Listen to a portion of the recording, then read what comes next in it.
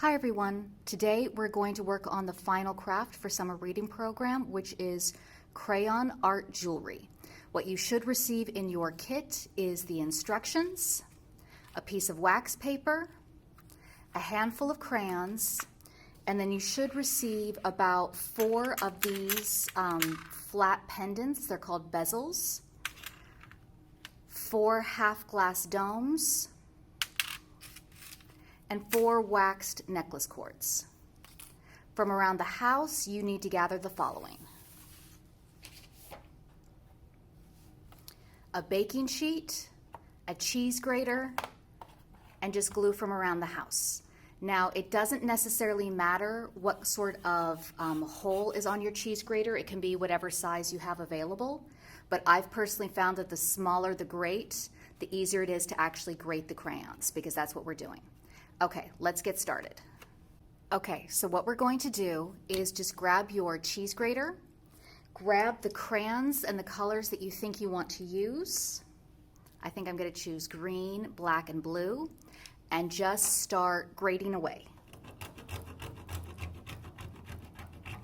It's very easy to clean your cheese grater, so don't worry about using one from the kitchen.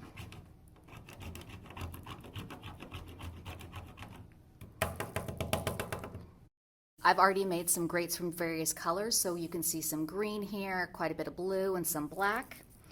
I'm going to choose a bezel, which is this pendant with a slight indentation, so a very shallow dish on one side, and then it's totally flat on the other.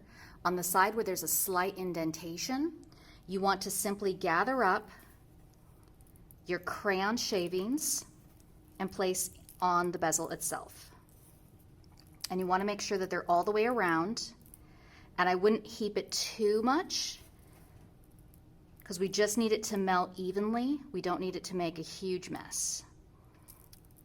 Okay, so now that we've done that, we're going to add it to a baking sheet, which is currently covered in the wax paper. And this is so that when these are put in the oven and melt, the crayon will melt directly onto the paper and won't make your baking sheet dirty. We are now going to take this over to the oven and bake it at 200 degrees for just a couple minutes.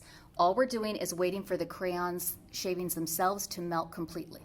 So I'm going to go stick this in the oven and I'll be right back. Okay, so I just took this out of the oven about 10 minutes ago. I baked these for about 10 minutes at 200 degrees, just until the wax melted thoroughly all the way through. So now what I'm going to do is even simpler. I just let them cool for a few minutes. I just peeled off any little crayon that might have been stuck on the edges. And now I'm going to do the last and finishing step. I'm just going to put a small drop of glue on each. This time I have clear glue, but regular Elmer's glue works just fine. You only need a small drop though. And just stick your glass dome directly on top.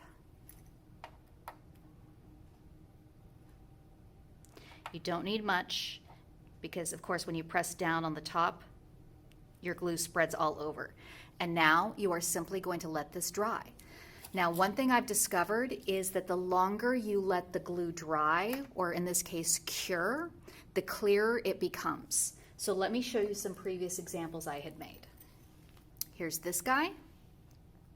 And it did take a little bit for the glue to dry completely, but as you see, I've got a pretty transparent view to the colors beneath. And here's another example. So you really have any options you want to do as far as colors go. So this is super simple.